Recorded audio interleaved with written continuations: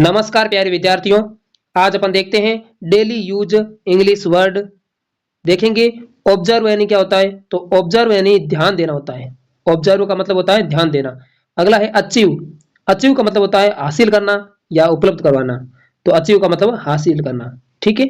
अगला है ignore. Ignore का मतलब होता है नजरअंदाज करना। इग्नोर का मतलब नजरअंदाज करना। अगला है डिस्कस। इसका मतलब होता है बच्चों चर्चा करना। ठीक। उसके बाद में है प्रिवेंट। प्रिवेंट का मतलब है रोकना। प्रिवेंट मतलब उसको रोकना। सपोर्ट का मतलब समर्थन करना, यानी सपोर्ट करना मतलब समर्थन करना, ये भी ध्यान रखें। कंपेयर। कंपेयर मतलब तुलना करना। क्या करना? तुलना करना, एक दूसरे से तुलना करना मतलब एक दूसरे से कंपेयर करना। ठीक। और अगला है डिलीवर। डिलीवर का मतलब होता है पहुंचाना, यानी किसी भी चीज को पहुंचाना मतलब डिलीवर करना। अगला है डिपेंड। डिपेंड का मतलब होता है निर्भर होना, है ना। डिपेंड का मतलब निर्भर होना, एक दूसरे पर निर्भर रहना।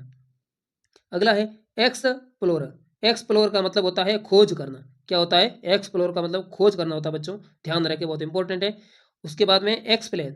एक्सप्लेन का मतलब होता है समझाना। एक्सप्लेन करना मतलब समझाना, किसी भी चीज को समझाना मतलब एक्सप्लेन किया।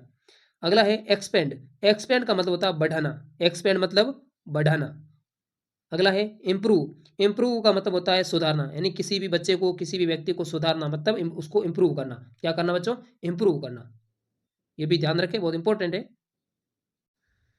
उसके बाद में है इंक्रीज। इंक्रीज का मतलब होता है बच्चों बढ़ाना। इंक्रीज का मतलब बढ़ाना। और डिक्रीज का मतलब होता है घटाना।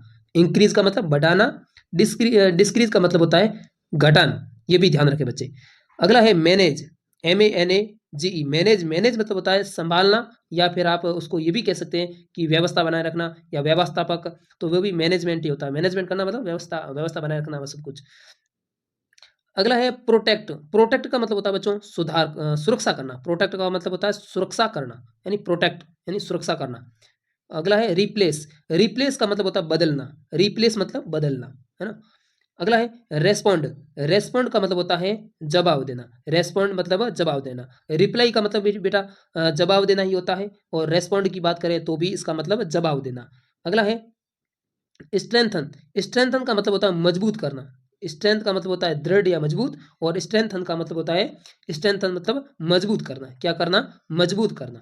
अगला है यूटिलाइज। यूटिलाइज का मतलब होता है उपयोग करना। यूटिलाइज मतलब उसका उपयोग करना। तो ये जो सारे आपने जो इंग्लिश वर्ड देखे हैं, तो ये सारे इंपॉर्टेंट है बच्चों।